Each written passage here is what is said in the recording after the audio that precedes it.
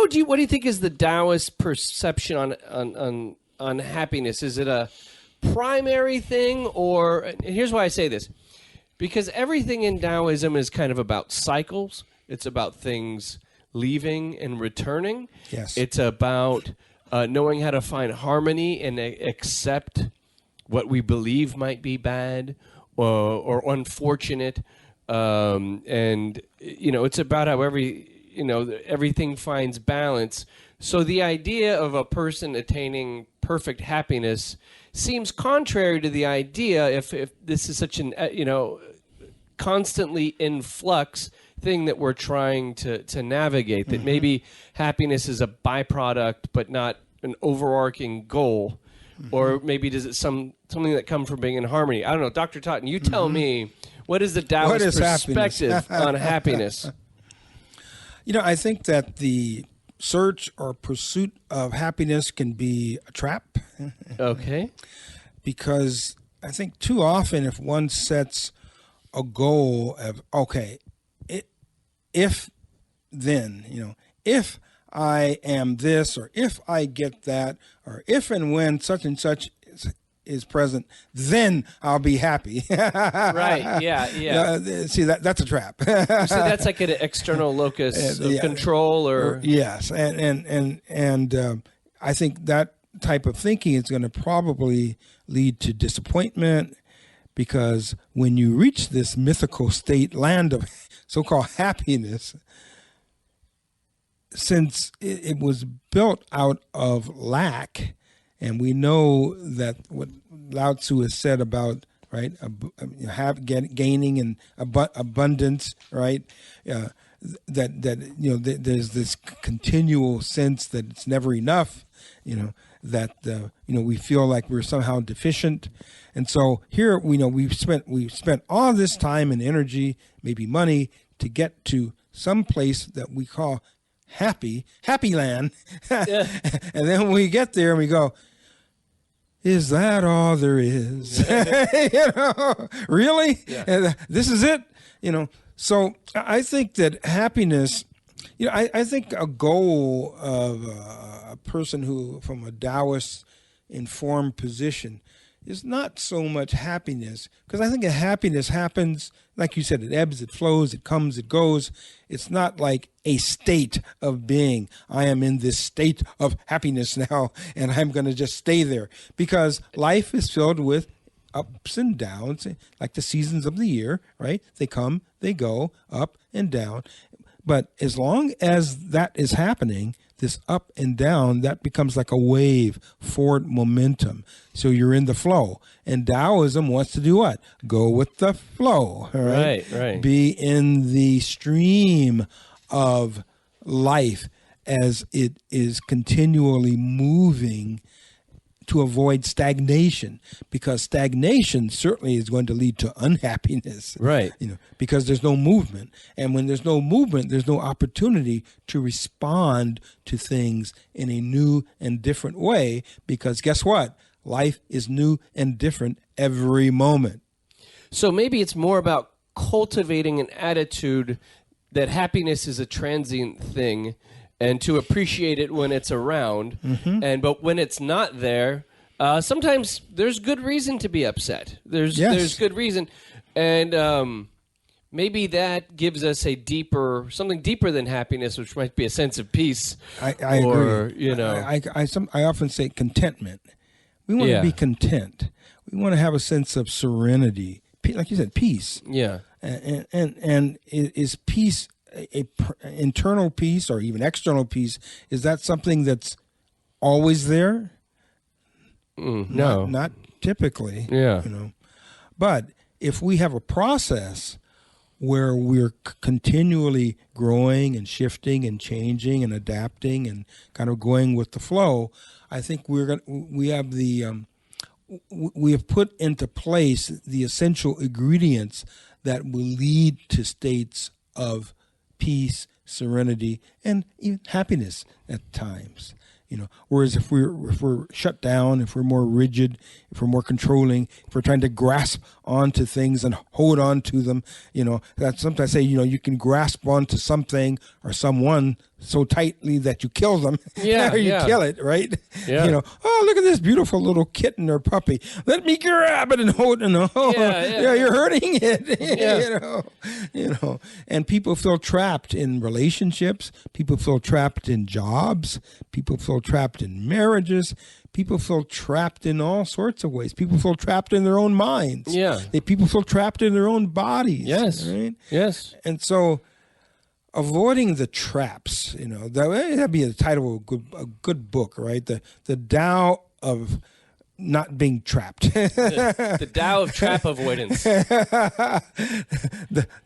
trapless Tao. Yeah. Right. Learning how to navigate through life in a way that allows us to continually unfold, I think is what Lao Tzu was the path that he was blazing 2,500 years ago so well. Well, here is, according to Life Coach Code, they broke out some important passages from the Tao Te Ching and kind of broke it down in ways that Lao Tzu is teaching us to be happy. Savor the journey. Now, this is very important. A good traveler has no fixed plans and is not intent on arriving. And that's, enjoying the journey, enjoying the process. Yes. Enjoying, don't focus so much on the great reward that comes at the end. Focus on the journey into attaining it. Yes. And that's one of the most important lessons of Taoism. And as one is moving along the path, the original destination may become trivial at some point. Yeah. Because now that you're over here, you see what's over there. Something that we couldn't even have imagined when we first began walking down that path. Yeah, it's like, as Alan Watts says, the joy of music is not getting to the end of the song. Right? It's following each note all the way through the progression. Savoring it all the way through. Absolutely. Yes. Live life in simplicity, patience, and compassion. And then again, they quote the three treasures. Yes. And they say, try to live a simple life. When you look at it deeply, you'll find it's a straightforward reality. Complexity yields anger and frustration. Simplicity leads to what matters most. If you live simply, patiently, and compassionately, happiness will manifest itself in you. Yes. This is a good one. Guard your tongue. Those who know do not speak, and those who speak do not know. Straight from the Tao Te Ching. And I think the amount of times I've been mad at myself for saying something I shouldn't, it's probably 10 times more than the amount I've been mad at myself for not saying anything.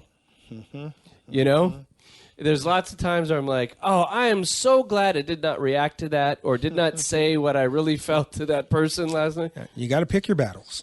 Yes. And most, thank God I didn't engage with that.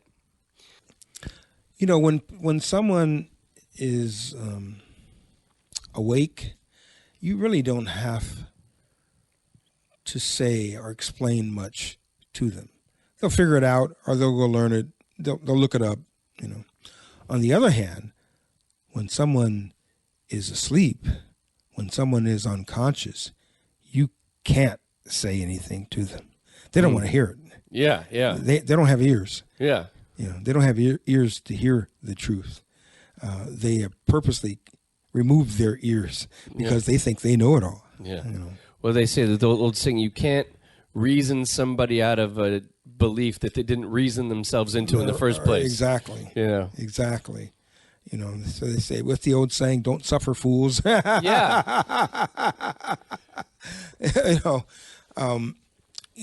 So again, this goes back to, I think, to moderation and allowing things to find their own level. Yes. Lao Tzu also says, they say in this, never expect something in return. And that's act without expectation. If you have the will to do something for others, do so without expectations. Your actions should be measured by what you receive in return. If you've done something good for others, don't expect praise. And I think that's something I have a hard time with. Sometimes I want a pat on the back. I want a good dog sometimes from my wife if I do something. If I do something I think was maybe thoughtful, it's nice to be recognized. But you shouldn't expect that, or else you'll beat yourself up asking for the world to give you praise. And now often with my clients, I actually literally have them pat themselves on the back because they're so self-critical. They're so judgmental that they never give themselves any credit for anything. Right. Oh, yeah. That's tough. Yeah. And so that's important too. But you don't want to need excessive amounts of that from outside of yourself. If you're doing your own thing and you are accomplishing, the goals that are in alignment with your true nature, then one should congratulate oneself for being true and authentic to your own true self. Yes. That's healthy recognition. That's fine. Right. I like that. And then we have the last one here, which is have a joyful soul. And I think that is the way of the Taoist, too, is to have a joyful soul and to have a kind of a way of looking at the world where you understand that maybe it's not so serious. Yes. I think a Taoist doesn't take life so seriously, especially if you read Chuang-Tzu. Yes. And lots of the way he viewed the world, as I say, he always feels to me like the Mark Twain of Taoism. But yeah, it's an idea of, not seeing everything is so serious and seeing that just winding up here in this existence, in this planet, in this universe, is a pretty crazy thing. Yes. It is a funny thing. Sometimes I'll look around and go, I'm in this skin and I'm this consciousness on this planet and with these funny arms and legs and these weird things. And I wonder to myself, I go, do other people think that or do they just buy in? Because I don't know if I bought into all this. I didn't choose to be here. Sometimes I think I'm not buying in, But, one thing I can say about you, Todd, is that you have a unique sensibility about yourself. Thank you. You're different. Which is great. Yeah. The last thing you want to be is like everybody else. I guess so, right? yeah. I mean, we're all the same in one sense, that we all have feelings and we all have thoughts and we all have a body and we all have desires and we all have these things. Yeah. But yours are unique to you. Yes. And so. you aren't going around trying to be like anyone else. You aren't going around trying to be like someone who you're not. Yeah, hopefully no. Hopefully no. That's great. I love that. I always tell people the last thing you want to be is, quote, normal. Right. The norm, like everybody else. You really want to be like everybody else? No, you want to be uniquely yourself. As I always say, be yourself. Everyone else is already taken. Exactly. Exactly. It's also an easier way to be, I feel. Yeah. Yeah. You can be, you can be a little lazier when you're just being yourself. Yeah. It's like telling the truth. You don't have to remember a bunch of lies.